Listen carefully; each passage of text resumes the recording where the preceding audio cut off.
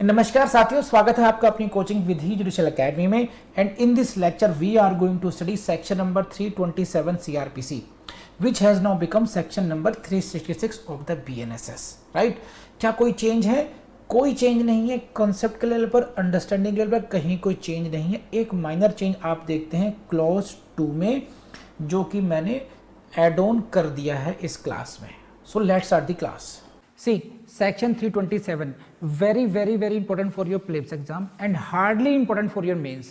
Mains में कोई question बनता नहीं है यहाँ से, but very important for your prelims. And first question in your prelims will come from the heading itself. The code to be open. Which section provides that code to be open?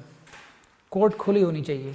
तो please यहाँ पर खुले होने का मतलब ये नहीं कि कोड की छत नहीं होगी या चारों तरफ खुली होगी, इसका मतलब कुछ और है।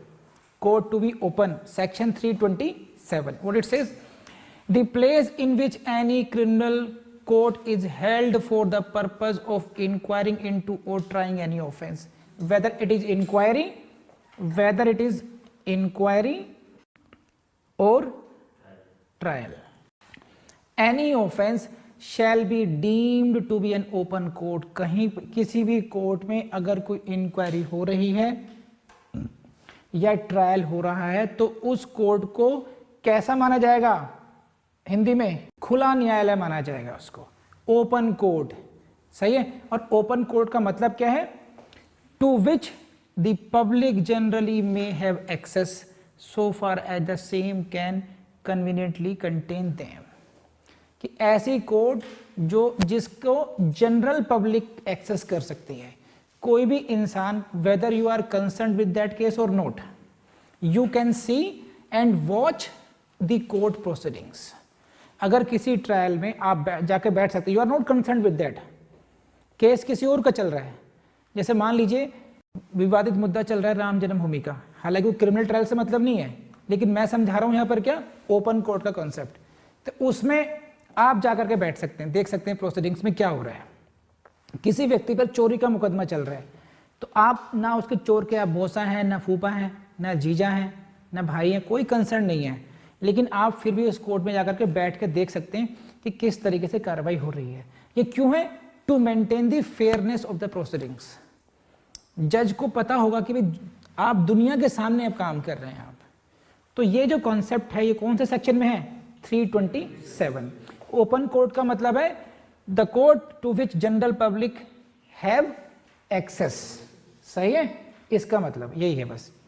तो जनरल पब्लिक ओपन कोर्ट का मीनिंग और ये कौन से प्रोविजन में बताएगा, इतना ध्यान रखना है आप लोगों ने। सो स्टूडेंट्स, आपने देखा क्लॉज 2 ने क्या कहा। क्लॉज 2 ने कहा कि कैमरा प्रोसीडिंग्स सीआरपीसी में रेप केसेस में होंगी।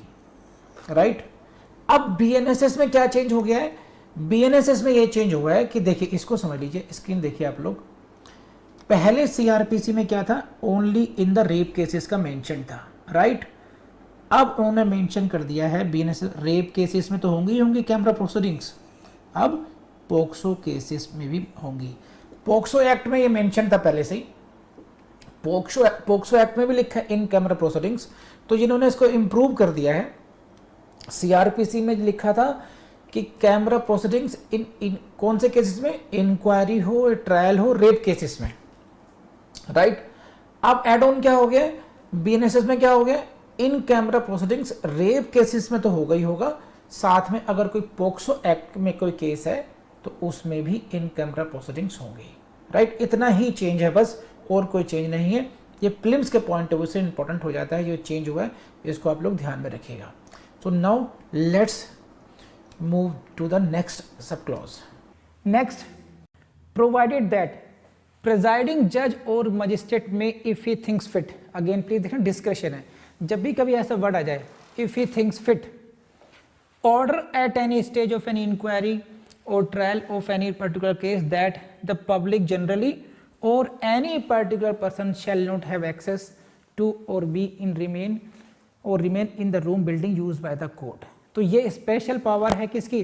प्रिजाइडिंग जज की, यहाँ मतलब सेशन जज की, या एडीजे, असिस्टेंट सेशन जज, और मजिस्ट्रेट, कोई सा भी मजिस्ट्रेट हो, फिर वो मेट्रोपोलिटन मजिस्ट्रेट हो, जुडिशियल मजिस्ट्रेट हो, अगर उनको लगता है कि इस व्यक्ति को इस कोर्ट में नहीं होना चाहिए, सपोज कीजिए विटनेस का एग्जामिनेशन हो रहा है और लगता है कि ये व्यक्ति इसको डरा रहा है या बार बार से कान में कुछ कह रहा है करके इरिटेट कर रहा है, प्रोसीडिंग्स के लिए जो फेयर ट्रायल होना चाहिए वहाँ पर कहीं ना कहीं इसकी प्रेजेंस से दिक्कत है। तो जो प्रिजाइडिंग जज है या मजिस्ट्रेट है उनको ये पावर दी गई कि वो कह सकते हैं no he should be out of the court, उसको कहेंगे no you should be out of the court, you will not be allowed here in that. तो in that case it can be. Secondly next, notwithstanding anything content in subsection 1। Subsection 1 में क्या कहा है? The court to be open court, तो this is an exception, second clause is an exception. The inquiry into and trial of rape और an offence under these sections जो mention किए गए, देख लीजिए 376 A B C D E, जितने भी यहाँ पर नाम है भैया इनमें आप हाईलाइट कर लीजिए और आप याद रखेंगे इनको। शैल be conducted in camera, it shall be conducted in camera का मतलब यह है कि इनकी कार्रवाई बंद कमरे में होगी।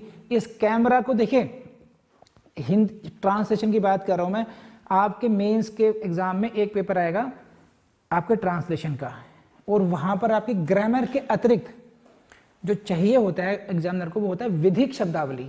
कैसी शब्दावली? विधिक शब्दावली। अब जैसे शैल बी कंडक्टेड इन कैमरा, अब कैमरे को अगर आप ट्रांसलेट करोगे कैमरा से, कैमरा डिवाइस से, कि कैमरा लगा के होगी, तो वो नहीं होगी। इन कैमरा का मतलब है बंद कमरे में होगी, क्योंकि यहां पर प्राइवेसी इश्यूज आ जाते हैं। यहां पर जो रेप वाले मैटर्स हैं उसमें कंप्लेनेंट हो सकता है कि पब्लिक के सामने अपने दुख दर्द को अपने साथ आप बीती को बयान ना कर पाए, इसलिए प्रोविजन किया गया है शैल बी कंडक्टेड इन कैमरा। अब इससे रिलेटेड जो प्लीज अपने बेर एक्ट में देख लीजिए कौन कौन से 2018 तक में अमेंडमेंट हुआ है इसमें, तो please see the amendment as well. 1983 से में ये this clause was added for the first time, sub clause 2, it was the amendment 1983, thereafter it was subsequently amended. क्यों? ए बी सी डी ये जब प्रोविजन में change हुए accordingly उसमें फिर चेंज किया गया इसमें। तो latest amendment is of what? 2018। तो प्लीज मार्क कर लीजिए क्योंकि प्रीलिम्स से क्वेश्चन यहां से बनता है, सही है। और कौन कौन से ऑफेंसेस में इन कैमरा की बात कर रहे हैं? ये सारे 376 में हैं।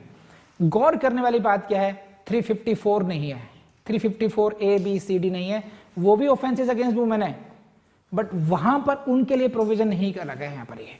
और इसीलिए जनरल पावर कहां पर आती है? Please see this proviso clause 1 कि प्रेजाइडिंग जज और मजिस्ट्रेट में if he thinks fit order at any stage of an inquiry और trial that public generally or any particular person shall not have access. So this is the difference between clause 2 and proviso. clause 2 में यहां पर mandatory है कि in case of rape offences में in camera ही होगी, बंद कमरे में ही होगी, समझ रहे हैं बात। लेकिन जनरल पावर दे रखी है प्रोविजियो टू क्लॉज 1 में कि अगर मजिस्ट्रेट को या जज को किसी भी केस में लगता है कि इस केस की कार्रवाई जनरल एक्सेस में नहीं होनी चाहिए, या एक विटनेस कहता है हुजूर मैं कुछ कहना चाहता हूं लेकिन सबके सामने नहीं कह सकता मैं, तो ठीक है पब्लिक बाहर जाएगी भाई, अब बताओ। तो मेन पर्पज क्या है? न्याय होना चाहिए, न्याय के लिए कुछ भी होगा। अगर ये रूल है कि जनरल एक्सेस होनी चाहिए, लेकिन उसका एक्सेप्शन ये कि अगर कोर्ट को लगता है कि भाई इस पॉइंट पर थोड़ी देर के लिए इस विटनेस की गवाही के लिए या किसी बात के लिए अभी जनरल एक्सेस नहीं दी जा सकती, या कम से कम इस व्यक्ति को बाहर करो। कैसे हो सकता है? केस है पोक्सो में, केस है रेप का, लड़की के पापा वहां बैठे हुए हैं। अब लड़की चाह रही है कि एक्यूज ने मुझे भगाया नहीं है, मैं खुद गई थी, लेकिन पापा के सामने कह नहीं सकती सारी बातें। तो क्या होगा? Any particular person, general public, सबके सामने ऐसी बातें नहीं कही जा सकती, कॉन्फिडेंशियल मैटर हो सकते हैं। तो ये एक जनरल क्लॉज है कि जज को उस समय लगेगा तो वो ये कह सकते हैं कि पब्लिक को बाहर करो या किसी खास व्यक्ति को बाहर करो। ये बात कहां कही गई है? 327 में ही कही गई है। तो इस प्रोविजन का ध्यान रखेंगे बस आप लोग। You need not to remember exact language because prelims के लिए पढ़ना है। केवल सेक्शन कौन कौन सी बातें कही गई हैं, कौन कौन से सेक्शंस में इन कैमरा होगी ही होगी, वो याद रखना है, और कौन सा अमेंडमेंट है ये याद रखना है आप लोगों ने। इतना काम करना है। नेक्स्ट क्लॉज 2 का प्रोविजो, प्रोवाइडेड दैट प्रेजाइडिंग जज में if he thinks fit on an application made by either of the parties allow any particular person to have access to or be or remain in the room or building used by the camera। ये भी हो सकता है कि court को खुद लगे कि कोई व्यक्ति होना चाहिए या किसी पार्टीज की एप्लीकेशन में कि ही should be here. Fair play तभी होगा भाई, एक ये लड़का है, बेटा है, हम चाह रहे हैं कि इन कैमरा होनी चाहिए सही, लेकिन अपने इसके पापा बैठे रहेंगे बस, तो उसको कॉन्फिडेंस रहेगा, डरेगा नहीं है। तो ये दोनों ही उसमें है कि कोई व्यक्ति होना चाहिए या कोई व्यक्ति नहीं होना चाहिए। It is all description. Again कह रहा हूं, आपको बहुत लैंग्वेज रटने की जरूरत नहीं है इसमें, क्योंकि we are studying only for the purpose of prelims. ठीक है, next, provided further that in camera trial shall be conducted as far as practical by women जज और मजिस्ट्रेट। 2009 अमेंडमेंट, ये ध्यान रखना। इन कैमरा ट्रायल अगर हो रहा है, इट शुड बी वुमेन जज हो या मजिस्ट्रेट का होगा। कर लेंगे, वो सिंपल सी बात है, इसमें बहुत समझाने की जरूरत नहीं है। क्वेश्चन यहां से आएगा क्लॉज 3 पर, where any proceedings are held under subsection 2 it shall not be lawful for any person to print और publish any matter in relation to such proceedings. Clause 2 में क्या था, रेप से रिलेटेड प्रोसीडिंग्स थी, तो उनकी प्रोसीडिंग्स को आप प्रिंट नहीं करेंगे, पब्लिश नहीं करेंगे except with the previous permission of the court. Court की बिना परमिशन के आप प्रिंट या पब्लिश नहीं करेंगे। ये बात कहां लिखी है, 327 क्लॉज 3 में। इतना याद रखना है बस आपने। कर लेंगे, तो इस बहुत ज्यादा एक्सप्लेन करने की जरूरत नहीं है इन चीजों को। Provided that ban on printing और publication of trial proceedings in relation to an offence of rape may be lifted subject to maintaining confidentiality of name and the address of the parties।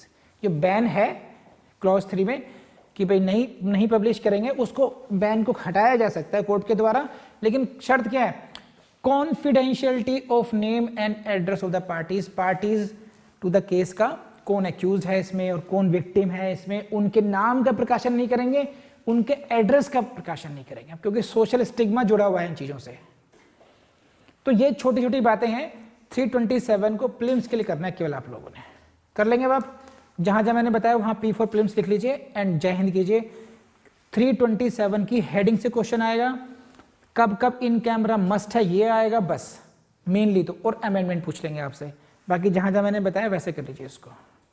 ठीक है जी, thank you. I hope कि आपने lecture attend किया होगा, अच्छे तरीके से किया होगा, जैसे गाइड किया गया वैसे ही आप तैयार करेंगे। मुझे आपसे एक बात कहनी है, केवल देखिए, अब अगर अधिकतर मैं देख रहा हूँ स्टूडेंट्स डिमोटिवेटेड फील कर रहे हैं 3 इयर्स के रूल की वजह से। 3 साल का जब से नियम आया है, 3 साल की प्रैक्टिस चाहिए आपको, तो स्टूडेंट्स के बीच में डिमोटिवेशन आ रहा है। मैं स्टूडेंट्स आपसे पूछता हूँ, आप अपने आप से पूछिए क्वेश्चन, अगर सरकार ये कह दे कि ठीक है साहब अगले महीने एग्जाम दे सकते हो, are you ready for that? आप तैयार हैं एग्जाम देने के लिए? तो वो 3 साल को 3 साल मत समझिए, आप पहले ये देखिए आपको खुद को कितना टाइम चाहिए। हो सकता है आप अपने अभी शुरुआत ही ना की हो, आपको 2-2.5 साल तो आप ही को चाहिए पढ़ाई करने के लिए।